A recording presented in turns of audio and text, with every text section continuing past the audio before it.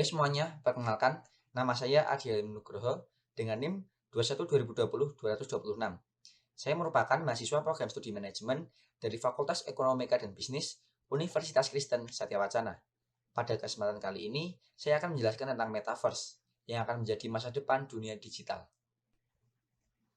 Nah, apa itu Metaverse? Metaverse dapat digambarkan sebagai teknologi yang memungkinkan orang berkumpul dan berkomunikasi dengan masuk ke dunia virtual. Di metaverse atau dunia virtual, setiap orang tidak akan berkelas secara individu. Mereka akan memiliki koneksi dengan orang lain, bahkan NPC, otonom, ataupun hologram. Pengguna metaverse sendiri bisa merasakan kehadiran orang lain, berada di tempat lain, dan memiliki pengalaman yang berbeda yang tidak dilakukan di aplikasi atau halaman web dua dimensi. Nah, pada 29 Oktober tahun 2021, CEO dari Facebook, Mark Zuckerberg, mengumumkan adanya pergantian nama dari perusahaannya Facebook yang telah berdiri dari tahun 2004 menjadi Meta. Meta adalah sebuah perusahaan yang berfokus untuk menciptakan dunia virtual yang menggabungkan teknologi virtual reality dan augmented reality melalui metaverse. Tujuan diciptakannya metaverse ini bukan lain untuk menjadi platform komunikasi yang modern dan mempermudah setiap orang untuk melakukan aktivitas sehari-hari seperti bermain, bersosialisasi, konser secara virtual, bahkan kita bisa bekerja melalui metaverse. Meta juga sedang membuat platform dinamakan kantor tanpa batas. Kantor ini dapat diakses melalui VR. Pengguna teknologi ini diketahui dapat merasakan duduk di sofa menggunakan bentuk hologram sehingga akan terasa seperti pergi ke kantor dan rapat secara nyata. Nah, siapakah sebenarnya penemuan metaverse ini? Bagi kalian yang mengira bahwa Facebook atau Mark Zuckerberg sebagai penemu atau pencetus metaverse, kalian salah kaprah. Karena metaverse telah dicetuskan oleh Neil Stephenson di novel fiksinya pada tahun 1992 yang berjulukan Snow Crash. Di dalam novel tersebut menjelaskan bahwa metaverse adalah sebuah ruang-ruang virtual yang terhubung melalui internet dan realitas beribuh alias augmented reality secara real time. Nah, secara simpel, metaverse adalah sebuah dunia 3 dimensi dengan bentuk yang nyata, yang akan berisikan avatar-avatar, yaitu dari pengguna lain. Di dalamnya, kita bisa melakukan berbagai aktivitas, mulai dari kegiatan aktivitas sehari-hari, seperti kita berjalan-jalan, menonton konser, bahkan kita bisa bekerja di dalam metaverse.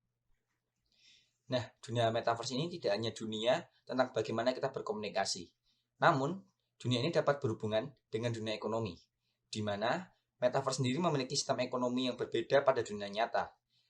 Di metaverse memiliki sistem ekonomi dengan menggunakan cryptocurrency pribadi, di mana akan terdapat banyak pilihan cryptocurrency yang bisa kita gunakan. Misal, kita bisa menggunakan Bitcoin, menggunakan Ethereum, menggunakan XRP, dan masih banyak cryptocurrency lainnya. Kemudian, kita bisa juga menjual karya seni kita yang akan dinamakan dengan NFT atau non-fungible token, di mana karya seni kita akan memiliki hak milik yang telah terdaftar dalam blockchain sehingga terdapat hak milik yang tidak dapat digunakan oleh orang lain seenak mereka sendiri. Nah, kemudian bagaimanakah peluang ekonomi di metaverse? Menurut para ahli, metaverse akan memaksimalkan engagement yang juga akan mendorong potensi bisnis. Di mana apabila nanti metaverse benar-benar terwujud 100%, metaverse akan berpotensi untuk mengubah cara manusia menjalani hidup, bersosialisasi, bekerja, berbisnis, termasuk bagaimana kapitalisme bekerja.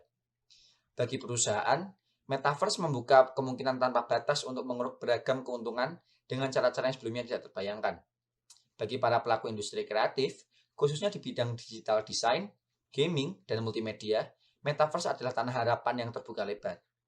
Nah, bagaimana cara kita mendapatkan uang di metaverse? Terdapat beberapa cara yang dapat kita lakukan untuk mendapatkan uang di metaverse. Yang pertama, kita bisa berjualan karya seni 3 dimensi atau disebut dengan voxel, di mana di dunia metaverse nanti setiap orang akan berbentuk avatar.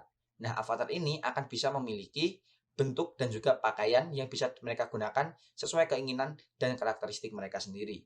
Nah, apabila kita bisa berjualan desain atau pakaian yang bisa mereka gunakan, karya kita akan dibentuk sebagai NFT yang bisa dibeli melalui blockchain dengan menggunakan cryptocurrency sendiri.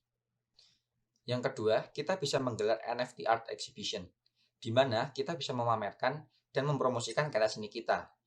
Apabila kita membuka NFT Art Exhibition, di dalam acara tersebut akan memungkinkan terdapat beberapa kolektor dan juga penikmat seni yang mungkin akan melakukan lelang untuk membeli karya seni kita dengan harga tertinggi, di mana tentunya ini akan bisa menghasilkan banyak uang bagi kita. Nah, yang ketiga, kita bisa melakukan jual dan sewa tanah.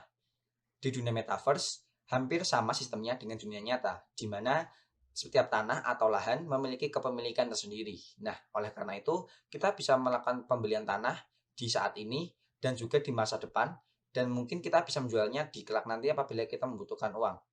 Nah, pada saat ini, sudah banyak perusahaan yang melakukan investasi besar-besaran untuk membeli tanah di metaverse, di mana mereka yakin bahwa ke depannya tanah tersebut akan menjadi lahan bisnis yang sangat besar bagi mereka. Yang keempat, kita bisa menggelar pesta atau konser secara virtual.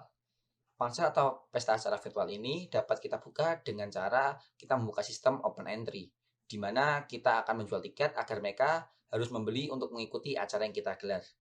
Nah, beberapa saat yang lalu, sudah ada beberapa artis di luar negeri yang melaksanakan konser mereka secara online, seperti Travis Scott, Justin Bieber, Ariana Grande, dan masih banyak lagi. Nah, cara yang kelima, yang paling banyak digemari semua orang, yaitu bermain game. Di mana dengan bermain game, kita bisa memilih salah satu sistem yang paling banyak digemari saat ini, yaitu Play to Earn. Di mana kita bisa bermain game hingga mencapai suatu pencapaian dan kita akan dihadiahi dengan mata uang di game tersebut yang dapat ditukar dengan cryptocurrency. Nah, bermain game ini merupakan hal yang seru dan juga menjadi ladang bisnis yang sangat besar untuk kedepannya. Nah, kemudian bagaimanakah Metaverse di Indonesia? Ternyata sudah ada beberapa perusahaan atau beberapa event yang menggunakan Metaverse. Di Indonesia sendiri yang pertama dalam sektor ekonomi, Bank BRI atau Bank Rakyat Indonesia bekerjasama dengan Weir Group untuk masuk ke dunia Metaverse. BRI yang sudah menghadirkan layanan fisik dan digital, kini siap mengekspansi ke dunia Metaverse. Mereka melakukan ini untuk mengikuti kebutuhan masyarakat di era saat ini. BRI akan menunjukkan virtual branch, di mana hal tersebut akan membuat BRI lebih dekat dalam melayani masyarakat dengan memberikan edukasi perbankan dan digital yang dapat diakses kapan dan di mana saja secara cepat, mudah, efektif, dan aman. Nah, kini ke dunia entertainment, di mana Raffi Ahmad dan Nagita Slavina yang menunjukkan beberapa penampakan sudut dari dunia metaverse mereka yang dinamakan dengan Ransverse. Tak hanya bangunan, beberapa karakter tokoh metaverse dari Rans Entertainment juga mulai ditunjukkan. Nantinya, setiap plot tanah, kostum, karakter, dan segala hal di Ransverse akan berbentuk NFT. Dan nantinya, seluruh masyarakat juga bisa membeli serta menikmati tanah dan aset seperti mall serta tempat hiburan yang telah diciptakan oleh Ransverse. Nah, kemudian dalam bidang pendidikan, ternyata Telkom University sudah pernah menggelar wisuda online di Metaverse, di mana mereka melakukan inovasi dengan mengadakan wisuda secara online di dunia Metaverse. Hal tersebut dilakukan karena saat ini Indonesia masih dalam kondisi pandemi COVID-19. Pada kesempatan tersebut, telah dihadiri oleh mahasiswa Telkom dengan 1.285 wisudawan dari 32 program studi di antara 43 program studi pada 7 fakultas di Telkom University. Mereka semua dapat memilih avatar masing-masing dengan bebas yang menyesuaikan fakultas dan karakteristiknya masing-masing. Nah, yang terpenting, bagaimanakah masa depan Metaverse? Jumlah penduduk di Indonesia yang sangat besar dapat memperkuat potensi Metaverse di Indonesia. Jika sekitar 30% saja penduduk Indonesia aktif di Metaverse, dapat dibayangkan, perputaran ekonomi digital di sana pasti akan sangat luar biasa. Pemerintah juga memberi sinyal positif terhadap perkembangan teknologi seperti ini, seperti adanya perkembangan telekomunikasi dari 4G menuju 5G, dan juga industri keuangan yang sudah mulai menerapkan digitalisasi keuangan.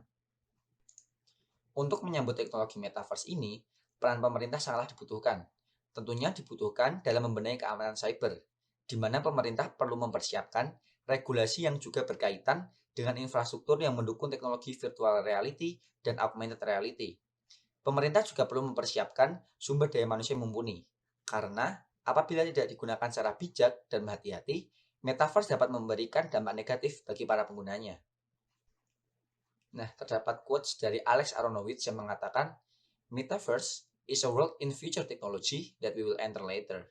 Di mana mengartikan bahwa Metaverse adalah dunia dalam teknologi masa depan yang akan kita masuki di kemudian hari. Nah, kita semua berkesempatan untuk ikut memanfaatkan teknologi dalam dunia Metaverse. Semua pilihan kembali pada kita. Apakah kita mau berkontribusi dan menjadi pelaku bisnis di dalamnya, atau hanya menjadi penikmat belaka, atau bahkan tetap milih fokus pada kehidupan nyata dan tidak berkecimpung di dalamnya sama sekali. Semua pilihan kembali pada tangan kita. Nah, Sekian yang dapat saya sampaikan. Semoga apa yang saya sampaikan dapat berguna bagi kalian semua. Terima kasih atas perhatiannya. Mohon maaf apabila ada salah kata. Terima kasih, sampai jumpa.